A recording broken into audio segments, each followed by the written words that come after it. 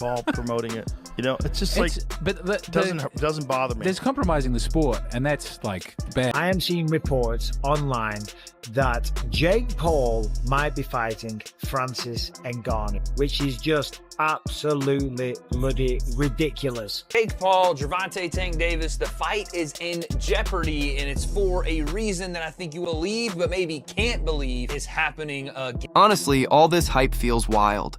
Jake Paul keeps promoting whatever gets clicks, but at this point, it's starting to blur the line between real boxing and entertainment. It doesn't bother me personally, but it definitely hurts the sport's credibility. Now, there are rumors spreading online that Paul might actually step into the ring with Francis Ngannou, and that just sounds completely insane. And if that wasn't enough, the Jake Paul versus Gervonta Tank Davis fight seems to be in serious trouble again. The reason behind it? Something that fans can probably believe deep down, even if it's hard to accept that it's happening all over again. If you know the situation, it was supposed to be boxing Gervonta Tank Davis, a man that weighs 133 pounds or 135. Regardless, it's a man that is way, way smaller than Jake Paul. So that is just ridiculous, and I'll give you my thoughts on that before anyway. But now it turns out that Gervonta Davis has some allegations about domestic abuse. I don't know too much about the situation, but apparently Netflix have pulled... Rogan has reportedly been stunned by the latest developments surrounding the Netflix exhibition between Jake Paul and Gervonta Tank Davis. What was expected to be another massive crossover boxing spectacle has now taken a sharp turn, facing unexpected legal complications and a wave of social media controversy. And I don't know nothing.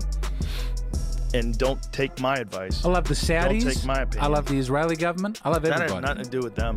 That was Jake Paul promoting it. You know, it's just doesn't bother me. There's compromising the sport, and that's like bad. It's just like if I bet on it, watching it bothers the fuck out of me. Watching it with people who are so in on it, and then also man, the sports betting apps, they introduced like chat apps in them in Australia, so it's like they're trying to take the place of social media companies where you go together and you meet your friends. Like, betting should be exciting enough without having a weird... They're just trying to draw you in. thing. They're just trying to make money, right? So they're trying. Recent reports suggest that Gervonta Tank Davis is once again caught in legal controversy. A new civil lawsuit has been filed by a former partner, bringing forward serious accusations that could derail his upcoming exhibition bout with Jake Paul scheduled for November. Several media outlets are now covering the developing case, noting that Davis could be facing potential arrest following the emergence of these fresh allegations late in October.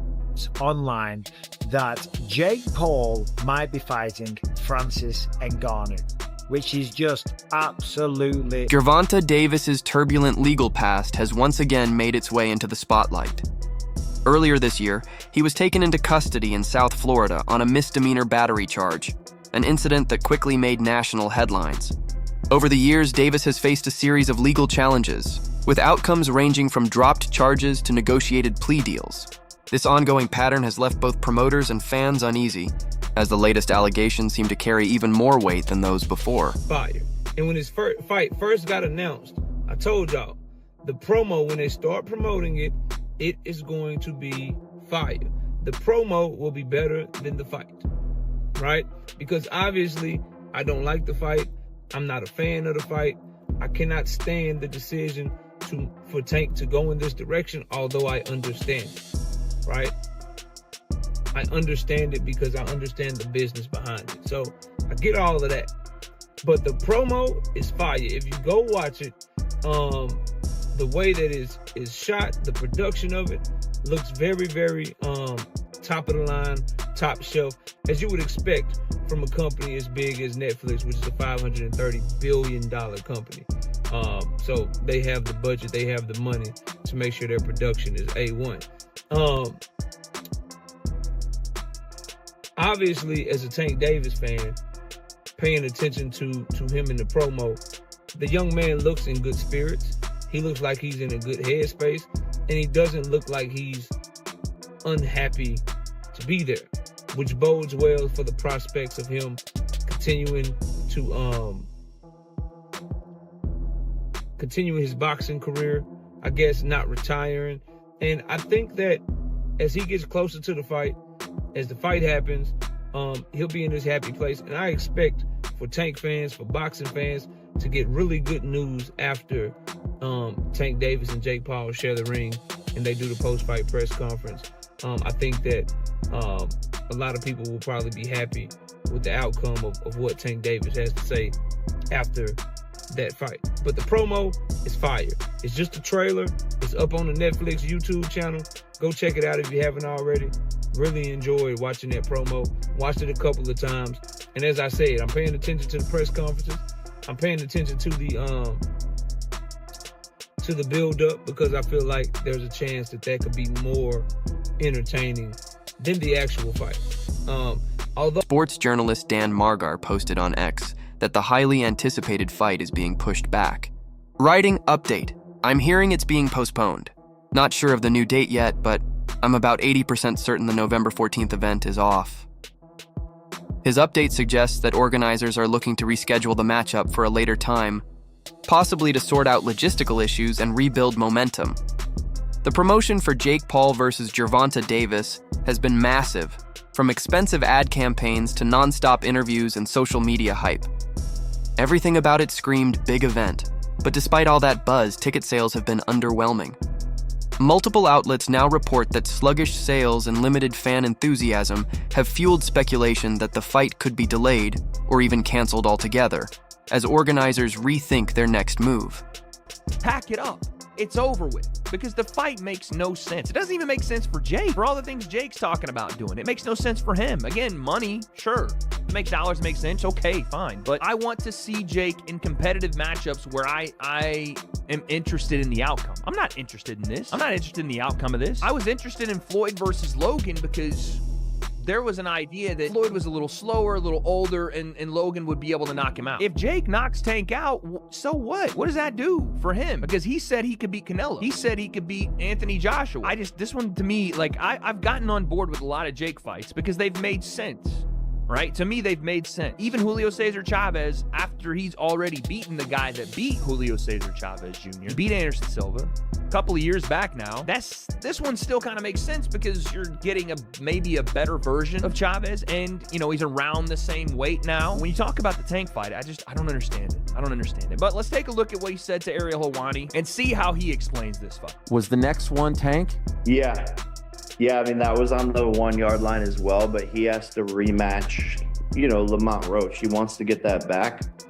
And then we'll be back in discussions with Mr. Gervonta. But, man, this is the nature of boxing. You have massive fights on the 1 yard line and things just fall through. Again, I just don't know why would this be where you go? Like, the Mike Tyson thing I could kind of understand because it's Mike and it's an exhibition and he's retired. Tank still being in the competitive nature of the sport throws this one completely off for me. And the fact that Jake is like 60 pounds bigger than he is. Right? Like, Mike was obviously far older than Jake, and that was the big knock on that fight. Mike should not have been in there with Jake. Said that many times. Jake has fought so hard against people saying he's bad for the sport. He's bad for the sport. He doesn't actually want to fight or step up or do any of this stuff. And I've kind of had his back when I'm like, no, he is doing what most boxers have done early in their career. But this gives those people more ammo to be like, yeah, bro, look, this is what we're talking about. When we say he's bad for the sport, or when we say that he's doing stuff that doesn't make sense and he's making a mockery of things, this is what they're talking about. And again, I wouldn't have any problem with it if Tank was way past the point where he could fight competitively at his weight class and have fights with guys like Shakur Stevens, or even, again, rematch. Fans are also raising eyebrows over the rules surrounding this matchup. It's officially set as an exhibition bout, capped at 195 pounds, with both fighters wearing 12-ounce gloves. To many, that setup makes the event feel more like entertainment than a true contest. Viewers see it less as a serious boxing match and more as a high-profile spectacle designed to attract casual fans. Given the significant size difference between Jake Paul and Gervonta Davis, analysts suggest the rules were adjusted for safety reasons. Still, even with those precautions, the matchup feels uneven, and for many purists, it doesn't carry the competitive integrity of a legitimate sporting fight. Versus Tank Davis press conference just went down, and the official rules for the fight have also been announced. So the fight will take place at 195 pounds, so 60 pounds higher than Tank normally fights at lightweight, and lower than what Jake has been fighting at cruiserweight and heavyweight. The fight will also be 10 rounds and 3-minute rounds each. So exhibitions are usually 2-minute rounds, but this will be 3-minute rounds like a pro fight, and 10 rounds is almost as long as a championship fight. They'll have 12-ounce gloves, so 2 ounces larger than usual, and there'll be 3 judges ringside to decide a winner.